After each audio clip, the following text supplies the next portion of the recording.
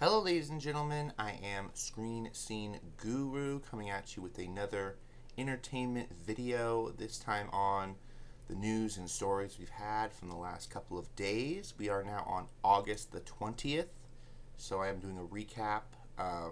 So let's dive into this. I've got my notes ready, so let's begin. Leaving off from where we last did a video, this is August 18th, so a few days ago. U.S. Army ordered a temporary grounding for all Apache helicopters after a crash in Texas left 2 soldiers dead. Unfortunately, they are still doing an investigation on the crash, but it's kind of a big deal when they're citing that all training efforts should be halted for the Apache helicopters. They are quite old. A lot of the infrastructure in the Army is very outdated. So that is going on. We've got a little bit of update from D23. I didn't report on this in my last video because I didn't really have time, but Anne Hathaway was on the red carpet, the big announcement stage, to announce she is working on a Princess Bride 3, which is pretty good. The Gato movie was shown off from Pixar, the new cat animated film. It's coming out spring 2028. We've got Ghost Market, which is the new Pixar project as well, which is good. It looks like it's going to be about a supermarket where ghosts interact with the living.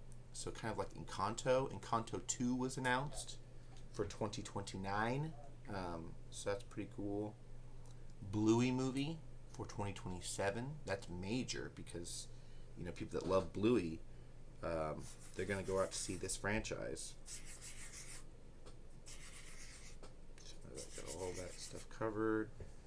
Let's go on from there. We've got a new robot was actually just shown off. You guys can go to Time Magazine to check this out. It is called the GD01. It is a 9-foot tall AI humanoid robot, which people can actually ride. You can climb up into it, and there's a seat. It goes from 2 legs to 4, which is very interesting for its design. It's a revolutionary robotics. Unitree is the company that built it. If you guys noticed back in May, the news, the nightly news, went out to China and saw their Unitree robots that were running, performing acrobatic stunts. Now Unitree has rolled out a new superhuman robot that is able to jump 7 feet in the air. Very interesting stuff, guys. You can do your own independent research on this. But it seems like China and other forces to be are very soon going to be rolling out robotics to replace the human workforce. What do you guys feel about that? Let me know in the comments down below. If you got any opinions, thoughts, theories. It is looking very much like iRobot in the next 5 to 7 years. Let's see. Unitree company builds these machines. 3D training. So they talk about how the robots can't quite do the work of people yet because they don't understand the layout of these structures. But that only takes a bit of time, a little bit of training, showing these systems where things go, and then they'll be quicker than a person. So that is a bit concerning. So let's move on from there.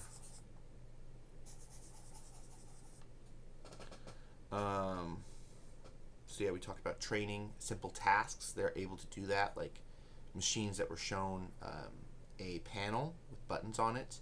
Now they can be programmed to go to that panel, press the buttons.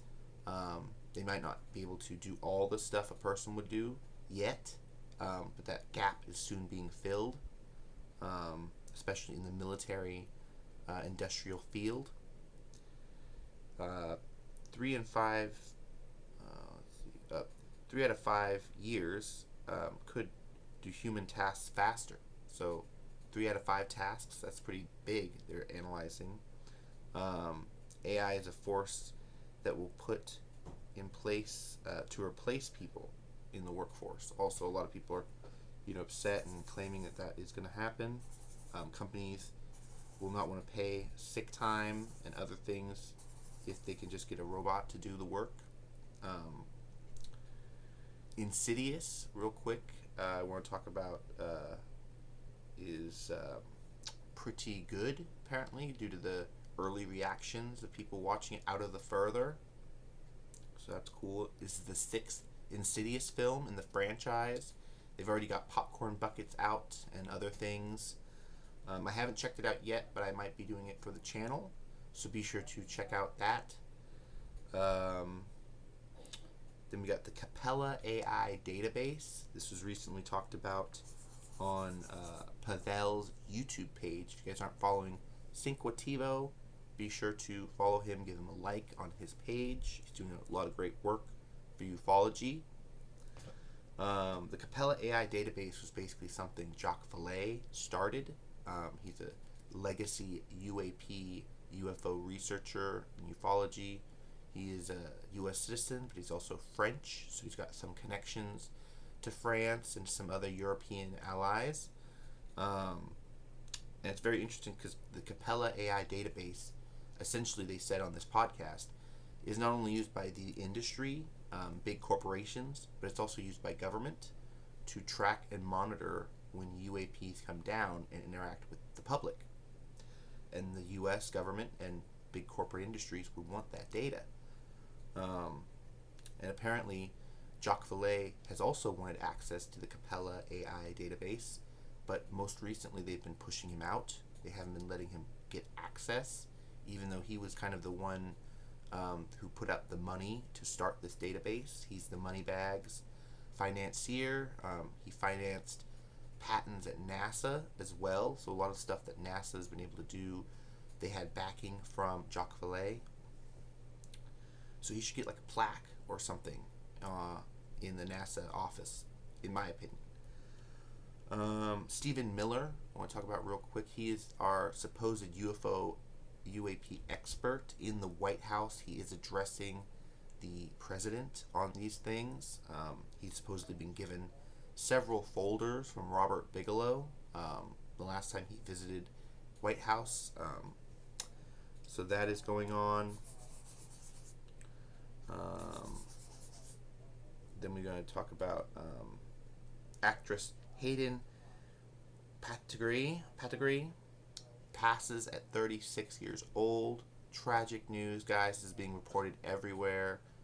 They are looking into her death because it does seem very strange. We know that she had a history of substance abuse from being a young child actress. She had a child, and unfortunately she gave the child up, full custody, to the Ukrainian boxer, her husband. The situation around her death is kind of interesting because supposedly when they found her in her apartment complex, they found her with her former boyfriend, who she had a tumultuous past. She had several assault and battery charges against him, but not a restraining order. I want to put that in there just to make it clear. He wasn't under a restraining order. It's just they weren't necessarily people you would expect to be in the same room when she died. So there is an investigation going on. There's no foul play yet. No evidence of anything besides a overdose. But how she got the drugs potentially could lead into more in the investigation. This is already kind of looking like a Matthew Perry situation. But really sad for Helene Pategre. She was Save the Cheerleader, Save the World from Heroes, of course. She was in Dallas, a bunch of other things. But I'm sure a lot of people recognize her from Heroes. And I know the cast of that series has already came out on social media paying tribute to her. Confirmation may come. They're talking about sooner than you think. Eric Burleson from Missouri, Republican, has already come forward with his own video, saying, shouting out to the president to give these whistleblowers full immunities, protections, give them their due, their pay that they're owed due to their classified work. So I think it's really cool that Eric Burleson came out and asked the president to reestablish their pay, reestablish their benefits, and to stop these bad actors from essentially doxing them, releasing their personal information, and harassing them in their real lives. If there's a way the president can give an order to these different agencies that are committing these crimes to stop, then that would be really good. But we'd have to go and see if the president wants to do that. Now we've got the 18th, August 18th, so a few days ago, Pavel was on with a guest speaker talking about space-time curvature. And basically, whenever these craft are being discussed, these UAP unexplainables, they believe they're using space-time, which is time travel, essentially. They're questioning whether these are NHI, non-human entities, or non-human intelligence, or potentially beings from another planet, humanoids from another planet that have just way advanced technologies. But whenever you get into the theoretical physics of it, this time-space curvature is essentially like how black holes work. And a lot of people believe that they could be opening voids and falling through sideways through time, which is very interesting. There's also a method in which the government has a probing or a luring device, dog whistle / psionics, so the ability to bring people that are psychic onto these bases and call them down.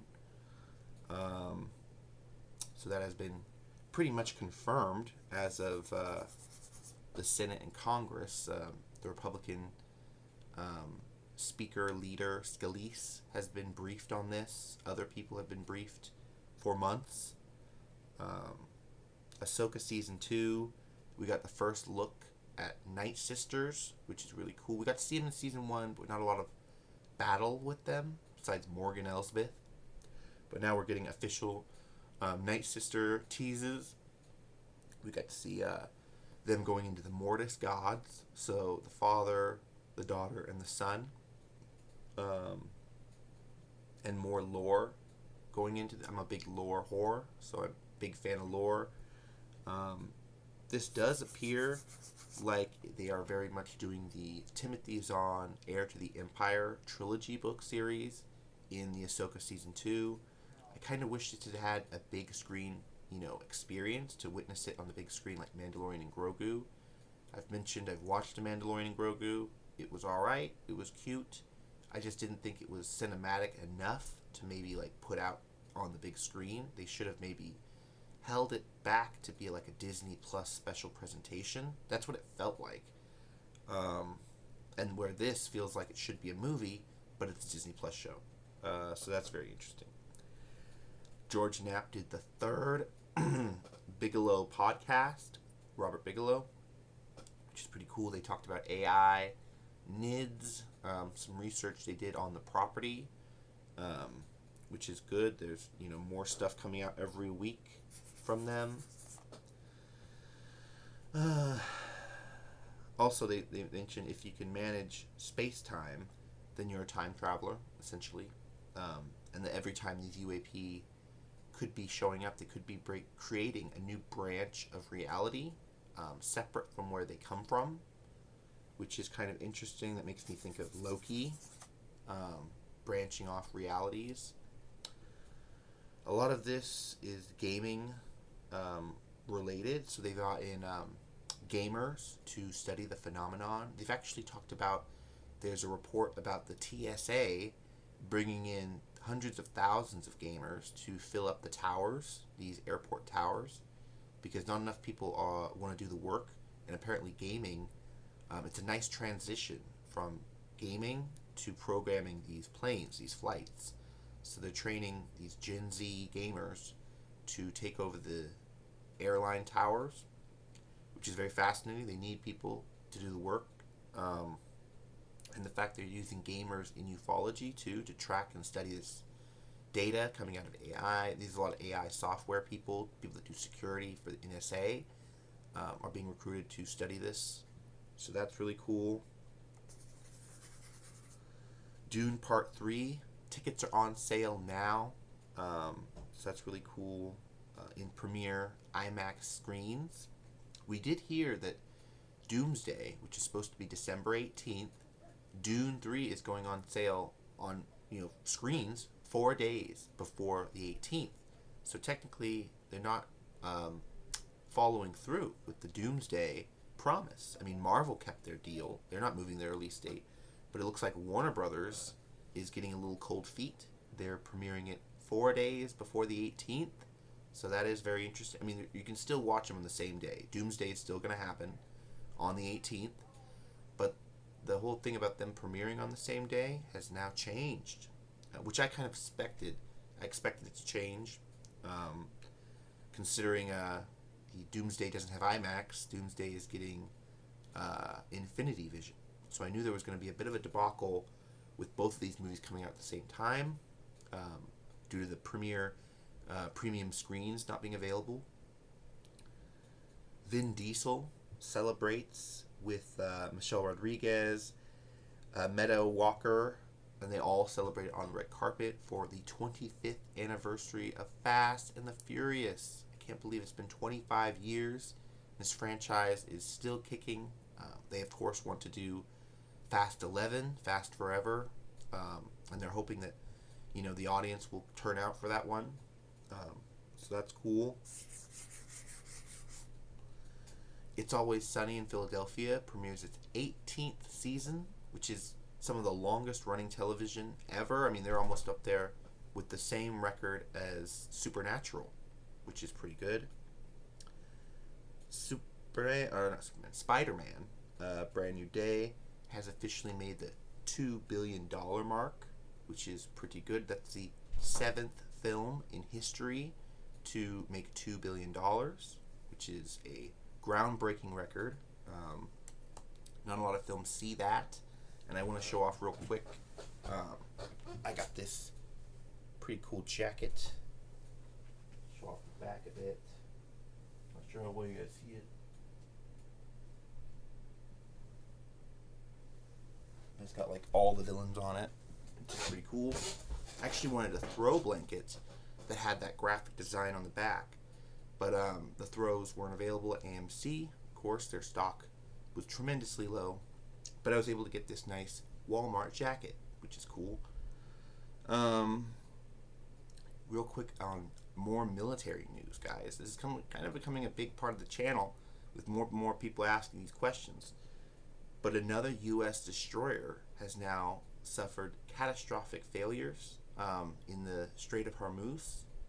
This is happening due to them being given orders to run the ships until they're out of gas. And of course, when that happens, they have tremendous failures, big instrument that go awry. So apparently the USS Benfold loses power for 4 days, and the sailors report they didn't have running water. They weren't able to use the bathrooms, which is very concerning. It was then towed from the South China Sea into Subic Bay, which is in the Philippines, for repairs. So it's currently being worked on.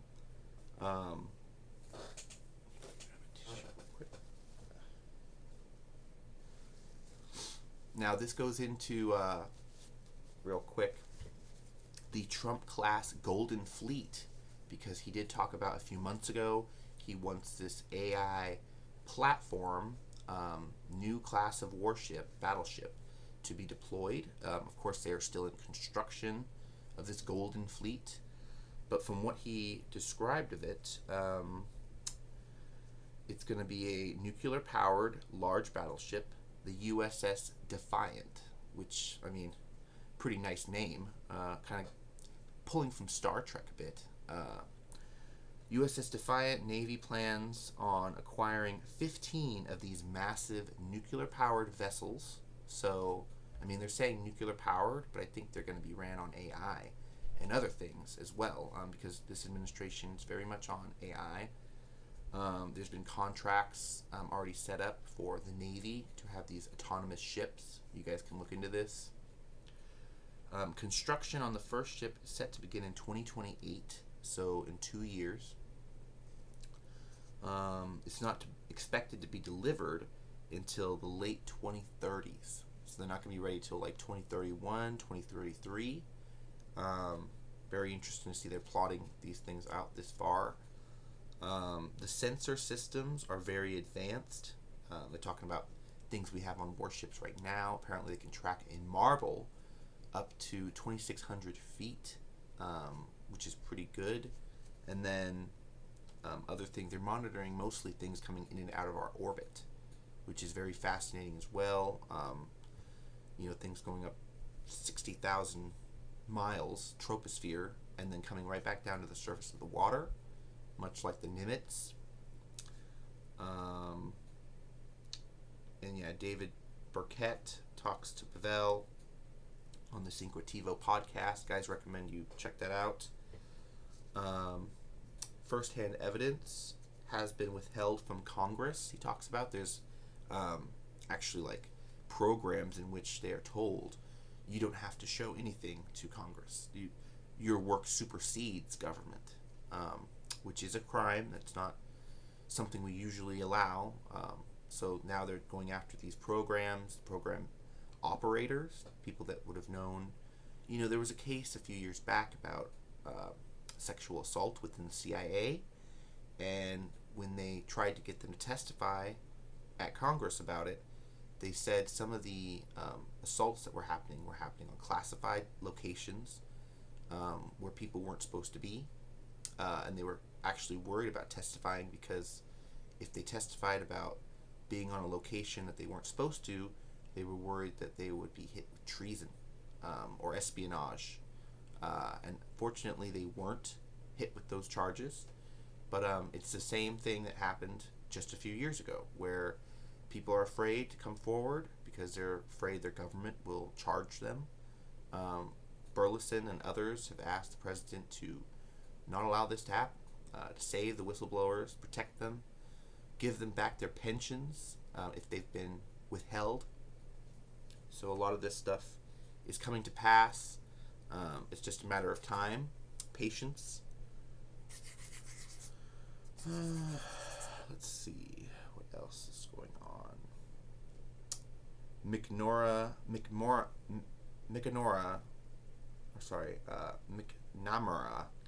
philosophy on war and how the economics of the world would play into war have been also discussed. Ford gathered these genius kids back in the 50s to help with their finances after the events of the war, World War II. Ford company wasn't doing too well. They were putting a lot of money into products and not making a lot of money back. So they hired these, what they called the whiz kids, genius level children that were brought in to be financial consultants. And apparently after they worked helping Ford build back its industry, they went on to the Rand Corporation. Haven't heard of this before, but Rand was a big outfit that worked with the government. And then from there, these kids, supposedly there was 10 of them, and then there was 12, 15 at one point, 18, a large group. The whiz kids then went on from the Rand Corporation into working on government programs because they needed these genius kids to solve math problems for them, physics problems, other things that are classified. So they were read in on classified programs. Very interesting because they talked about the whiz kids in the 70s. There was news articles about them you guys can find in records talking about there were journalists that described smart children, and then the government designated them as whiz kids, above average intelligence, which is pretty good.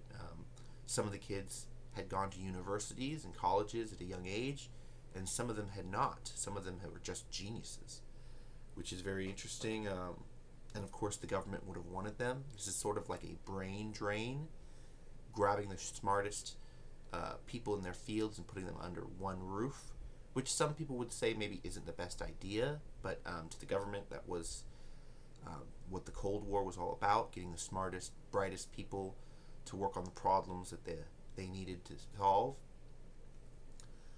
So going on from there, like Oppenheimer.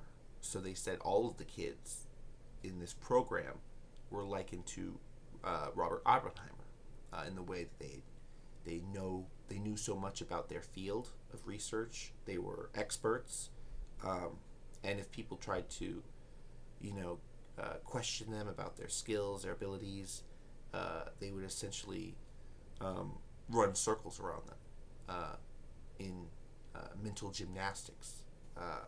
So that's very interesting that they wanted these individuals working for them, fixing their finances, other things. It makes sense because if you think about it, the whiz kids were doing the AI work before we had AI platforms.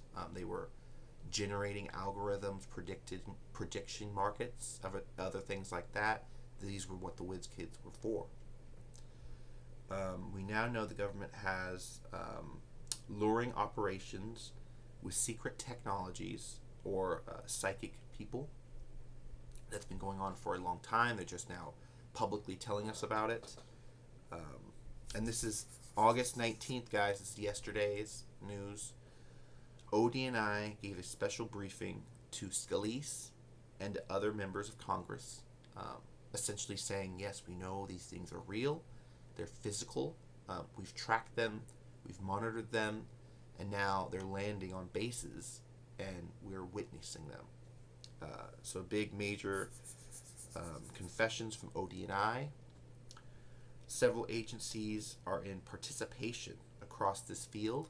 So it's not just CIA, FBI, ODNI. It's all of them, really. It's even program names that we haven't heard of. People that are experts in everything from astrophysics to the nature of the universe. Were there to witness these events. So that's really cool. Jeremy Weeks talked to Pavel.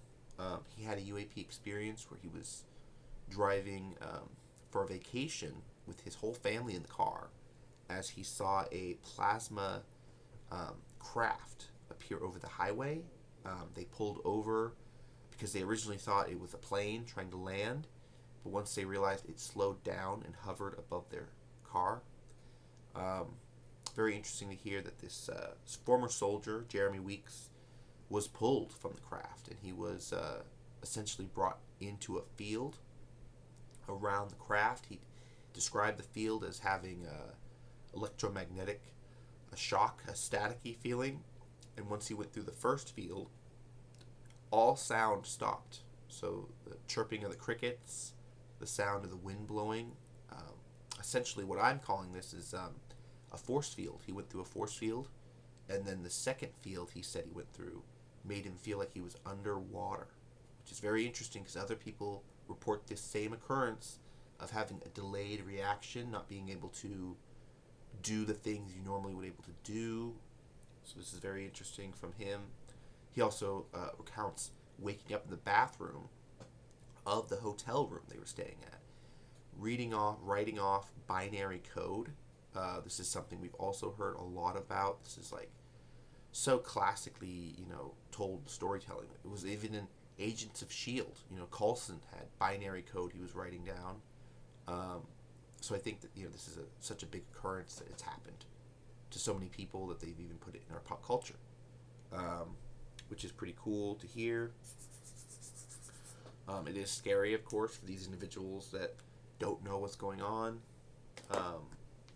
Real quick before I leave you guys, I want to talk about Lanterns. They premiered their first episode on HBO Max, and I heard good things. I haven't watched it. I need to get HBO back on my subscription list. But Tremendous visuals, I've heard. The using of the ring to make, the bubble. People love the infamous bubble from the cartoon and the comics. Um, Other things going on. I've heard the rumors about they killed off John. They killed off Hal Jordan pretty soon, like in the early first episode. But then again, remember they are time traveling a bit throughout the show. They're jumping back and forth. There's supposedly three timelines or three time periods. Sorry, the '90s, like early 1996, then 2016, and then 2026. So they're jumping back and forth through these different time periods, and they're doing different things in these different time periods. So in current modern time, 2026, Hal Jordan is dead, which is kind of interesting. And they even checked his hand, and he doesn't have the ring. Very fascinating stuff. Won't go into too many spoilers, guys. There are, of course, people thinking that that was just like a illusion of some kind. Maybe that Hal Jordan isn't dead. Perhaps he has become Parallax. I'm not sure if they'll do that storyline because it is very inside baseball. But I would like to see something similar to it done. Right now in the comics, Jon Stewart's daughter has the ring. And it's a pretty cool comic line with Jon Stewart kind of showing his daughter the ropes of being a Green Lantern. I wonder if they'll do something like that in the series. I mean, we know that we're going to get Jon Stewart in Man of Tomorrow, but it'd be nice to see if he had like a daughter or, a sidekick. That'd be kind of fun. In a way, this Lantern series was showing Kyle Chandler and Aaron Pierre as partners, but even more so, we're going to see the difference in like how they use the ring. I'd like to see that done up a little bit more. People still haven't seen the finale, even screeners. I got to see the episodes early. Episode 8 was not released, so it's going to be a big season finale for everyone. So that's really cool. Real quick before I leave you guys, got one disc to show off, one physical media. I almost got Mortal Kombat 2, but then I was like, I can wait a bit. I can get it later. I ended up getting Michael from my local Walmart, the DVD, saving a bit on cost because I was thinking about getting the Blu-ray. The Blu-ray was like $23. And for the format, it's like HG, I get it, but the DVD was only $19. So I saved like $2 or $3 on just getting the DVD, and it still has the special features, bonus features, everything I want in it. I haven't checked it out yet. I've heard it was tremendous from people that saw it in the theater. It also made $1 billion for Universal. Lionsgate, Jafar Jackson was great in it, I've heard.